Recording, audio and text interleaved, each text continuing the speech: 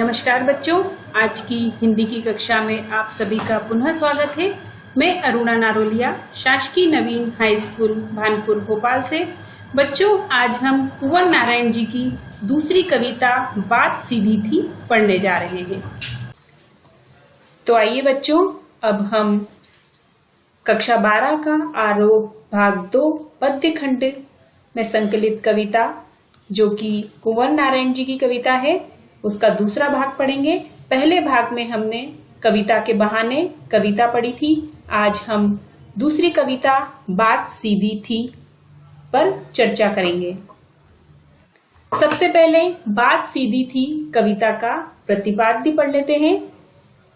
बात सीधी थी कविता में भाषा की सरलता और सहजता को रेखांकित किया गया है। कवि का कहना है कि हमें सीधी सरल बात को सीधे सरल शब्दों में कहने का प्रयास करना चाहिए। भाषा के प्रदर्शन के फेर में पढ़ते ही बात उलझने लगती है।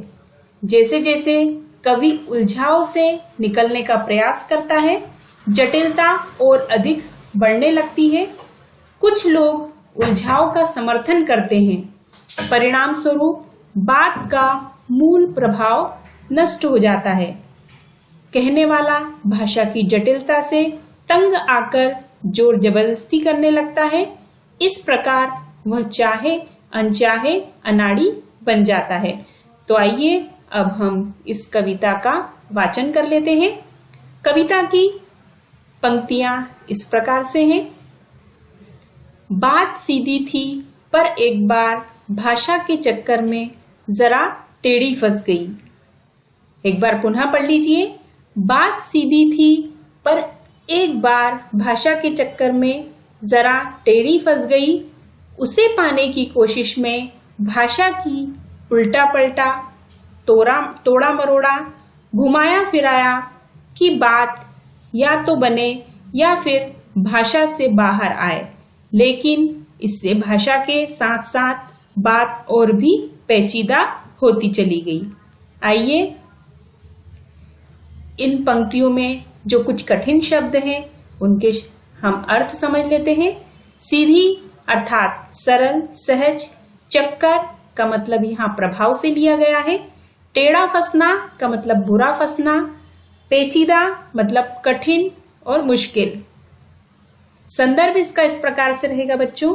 पाठ्यपुस्तक आरोह भाग 2, कविता का नाम बात सीधी थी पर। कवि में हम लिखेंगे श्री कुंवर नारायण जी। इसका प्रसंग इस प्रकार से होगा। इस कविता में भाषा की सहजता की बात कही गई है और बताया गया है कि अक्सर चमत्कार के चक्कर में भाषा दुरूह अर्थात कठिन हो जाती है। तो आइए बच्चों, अब हम इन पंक्तियों का भावार्थ समझ लेते हैं। इन पंक्तियों में कवि यह कहना चाहते हैं कि वह अपने मन के भावों को सहज रूप से व्यक्त करना चाहते हैं। पंक्तियां बात सीधी थी पर एक बार भाषा के चक्कर में जरा टेढ़ी फंस गई में कवि कहते हैं कि वह अपने मन के भावों को सहज रूप से अभिव्यक्त करना चाहता था, परंतु समाज की प्रकृति को देखते हुए उसे प्रभावी भाषा के रूप में प्रस्तुत करना चाहा, पर भाषा के चक्कर में भावों की सहजता ही नष्ट हो गई। उसे पाने की कोशिश में भाषा को उल्टा पलटा तोड़ा मरोड़ा घुमाया फिराया कि बात या तो बने या फिर भाषा के बाहर आए, लेकिन इससे भाषा के साथ साथ बात और भी पेचीदा होती चली गई। कवि कहते हैं कि मैंने मूल बात को कहने के लिए शब्दों, वाक्यांशों, वाक्यों आदि को बदलना शुरू किया, फिर उसके रूप को बदला तथा शब्दों को उलट पुलट कर प्रयोग किया। फिर कवि ने सोचा कि मूल बात प्रकट हो सके, फिर उन्होंने कोशिश की या तो मन की बात सहजता से प्रकट की जाए या फिर भाषा के उलटफेर के जंजाल से मुक्ति मिले, परंतु दोनों बातें न हो सकी और कोशिश करने पर भाषा और जटिल होती गई। इधर मूल बात भी अपनी सरलता खोकर जटिल होती गई। इस प्रकार पल प्रतिपल जटिलता अर्थात कठिनता बढ़ती चली गई। इन पंक्तियों में काव्य सौंदर्य इस प्रकार से लिखा जाएगा। पहले बिंदु में हम लिखेंगे कवि ने भाषा की जटिलता पर कटाक्ष किया है।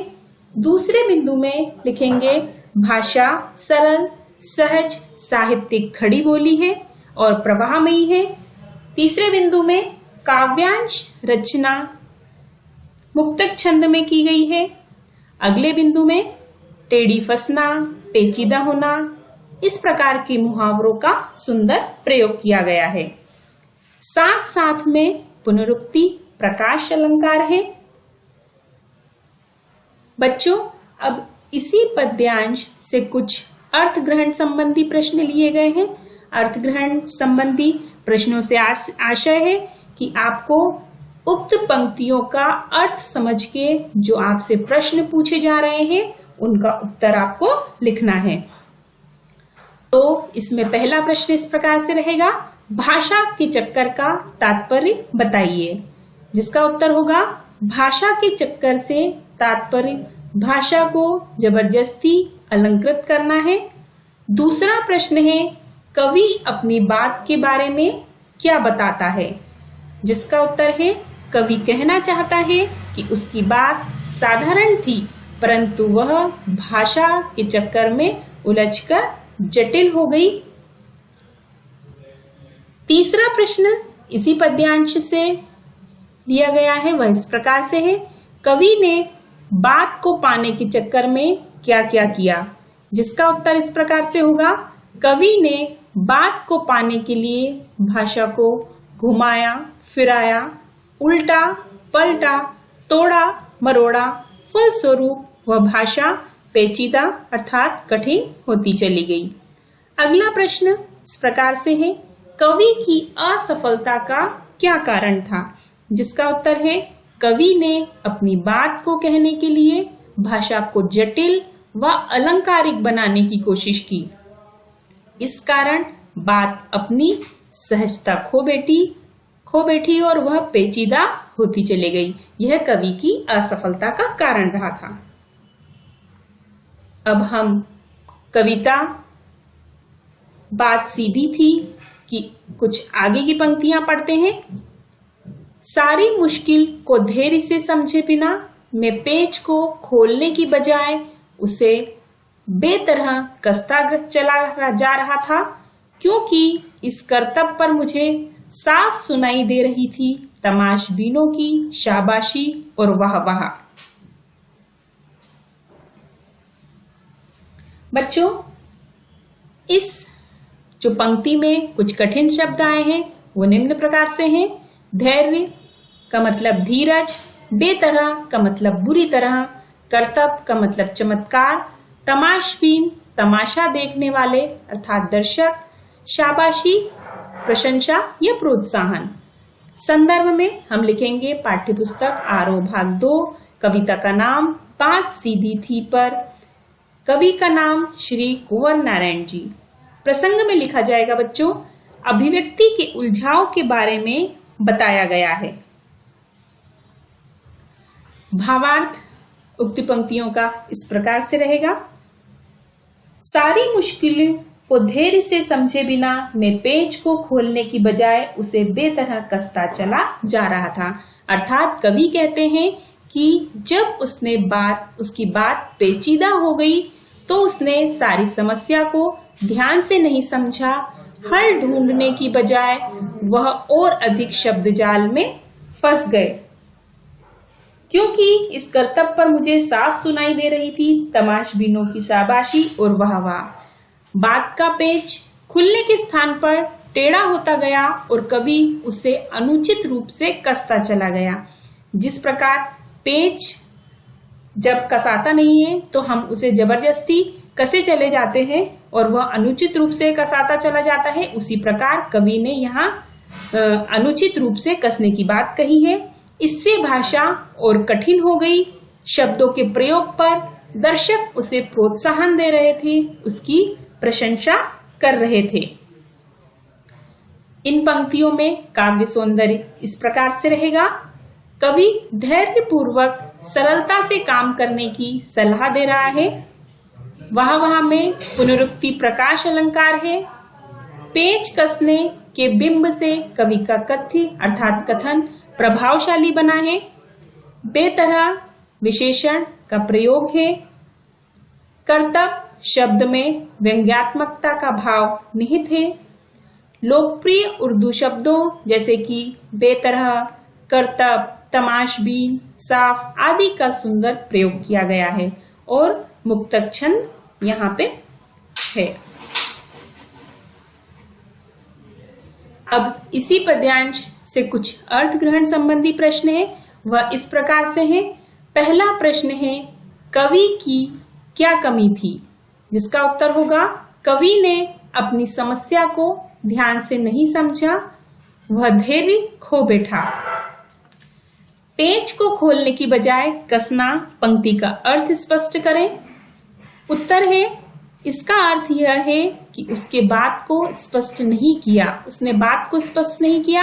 इसके विपरीत वह शब्द जाल में उलझता चला गया, यह इस पंक्ति का अर्थ है।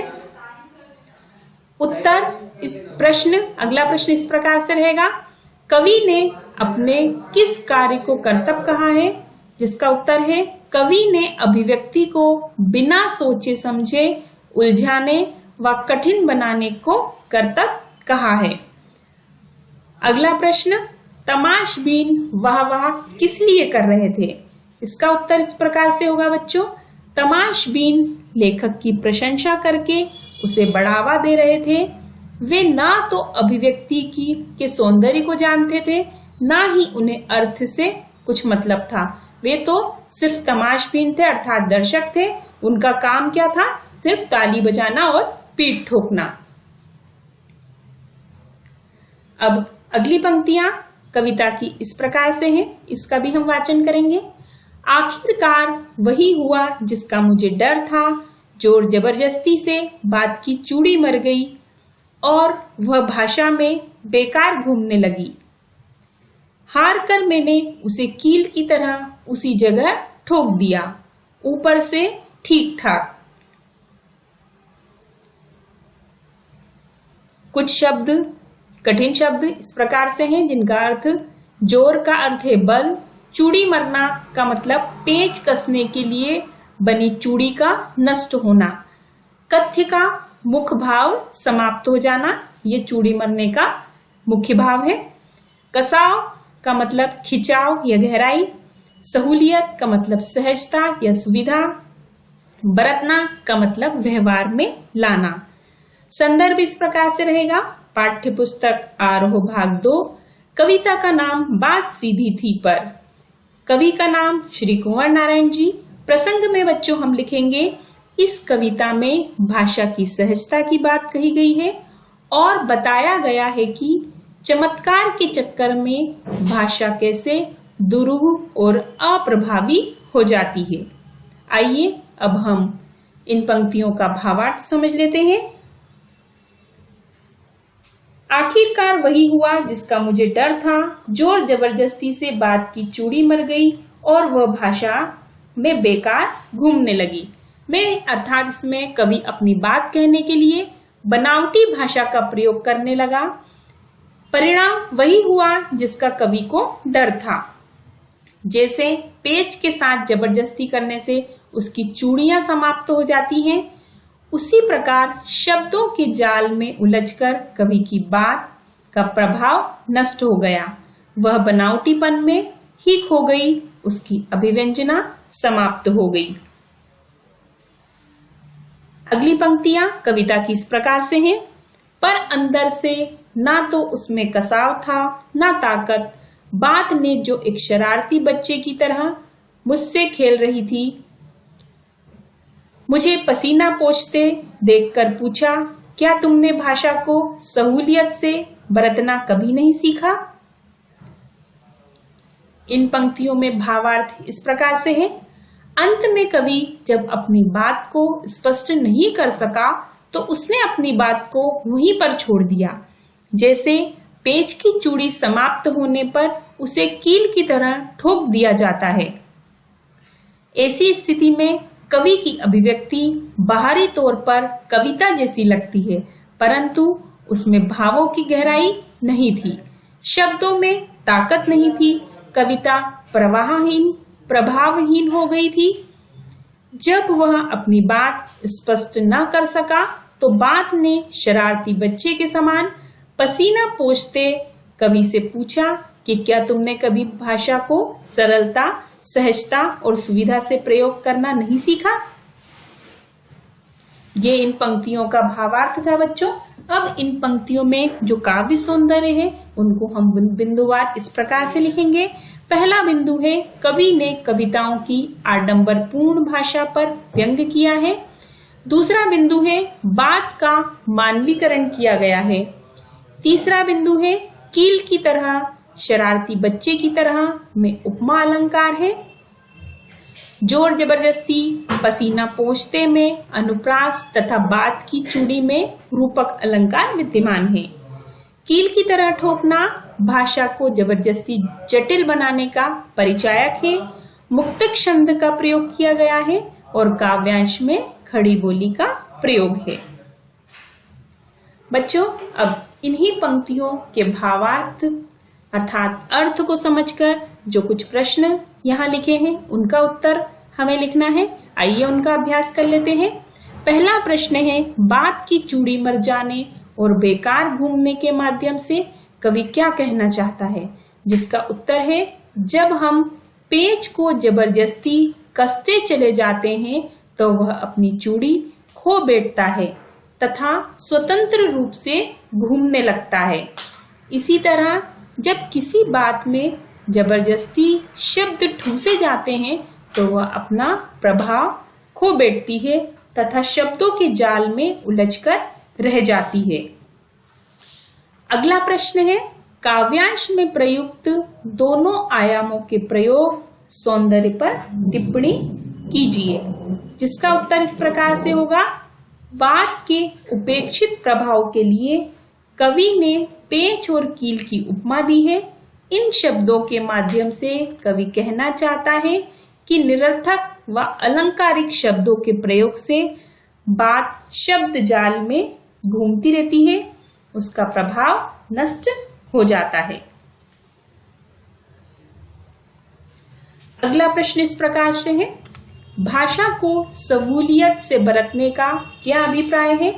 जिसका उत्तर होगा बच्चों, भाषा को सहूलियत से बरतने का अभिप्राय यह है कि व्यक्ति को अपनी अभिव्यक्ति सहज तरीके से करनी चाहिए। शब्द जाल में उलझने से बात का प्रभाव समाप्त हो जाता है और केवल शब्दों की कारीगरी ही रह जाती है। अगला प्रश्न, बात ने कवि से क्या पूछा तथा क्यों? जिसका उत्तर है, बात ने शरारती बच्चे के समान कवि से पूछा कि क्या उसने भाषा के सरल सहज प्रयोग को नहीं सीखा। इसका कारण यह था कि कवि ने भाषा के साथ जोर जबरदस्ती की थी।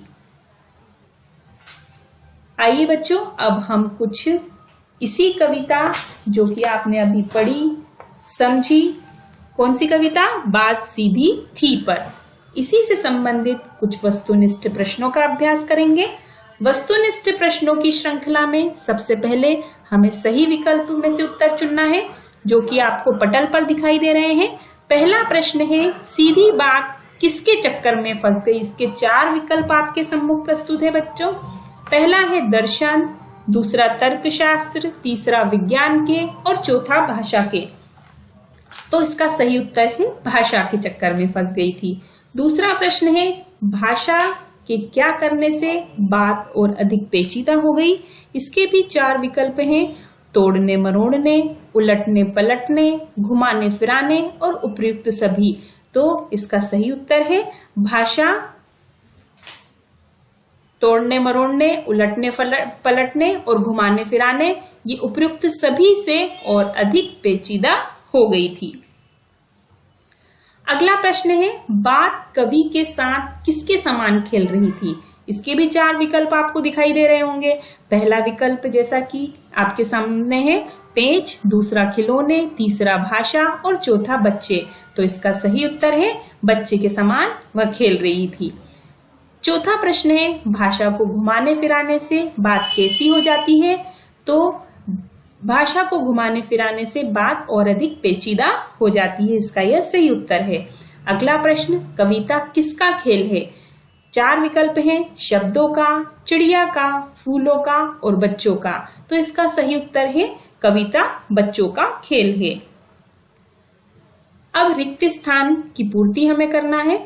जो कि आपके समक्ष रिक्त स्थान दिए गए हैं, उन्हें आपको सही रिक्त स्थान से इन्हें पूरा करना है। पहला है, भाषा के साथ साथ बात रिक्त स्थान हो गई थी। तो इसमें सही आएगा पेचीदा हो गई थी।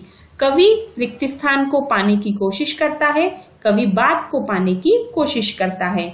आडंबरपूर्ण शब्दों के प्रयोग से भाषा अस्पष्ट हो जाती है। बात की पेंच खोलना से कवि का तात्पर्य बात का स्पष्ट होना है। अब कुछ एक वाक्य में उत्तर आपके समक्ष, प्रश्न आपके समक्ष दिए गए हैं, उन्हें हमें लिखना है। पहला प्रश्न है, बात की चूड़ी मर गई से कवि का क्या तात्पर्य है? जिसका उत्तर है बच्चों, बात की चूड़ी मर गई से कवि का तात्पर्य है प्रभावहीन होना। दूसरा प्रश्न है, कवि क्या करतब कर रहा था? जिसका उत्तर है कवि बात सुलझाने की कोशिश कर रहा था। तीसरा प्रश्न है, बात सीधी थी में किसकी सहजता की बात की गई है? इसका उत्तर है बच्चों, बात सीधी थी में भाषा की सहजता की बात की गई है। चौथा प्रश्न है, सीधी बात टेढ़ी कब हो जाती है? जिसका उत्तर होगा, भाषा के सही चुनाव के अभाव में सीधी बात टेढ़ी हो जाती है। अब कुछ अभ्यास प्रश्न आपके समक्ष हैं, उनको हम पढ़ लेते हैं, समझ लेते हैं। पहला प्रश्न है, कवि के अनुसार कोई बात पेचीदा कैसी हो जाती है? तो जिसका उत्तर हमें इस प्रकार से लिखना है। कवि कहते हैं कि जब अपनी बात को सहज रूप से न कहकर तोड़ मरोड़ कर या घुमा फिरा कर कहने का प्रयास किया जाता है तो बात उलझती चली जाती है। ऐसी बातों के अर्थ श्रोता या पाठक समझ नहीं पाते हैं। वह मनोरंजन तो पा सकते हैं, परंतु कवि के भावों को समझने में वे असमर्थ होते हैं। इस तरीके से बात और भी पेचीदा होती चली जाती है। अगला प्रश्न है, प्रशंसा का व्यक्ति पर क्या प्रभाव पड़ता है? बात सीधी थी पर कविता के आधार पर यह आपको बताना है और स्पष्ट करना है। जिसका उत्तर इस प्रकार से है, प्रशंसा से व्यक्ति स्वयं को सही व उच्च कोटि का मानने लगता है।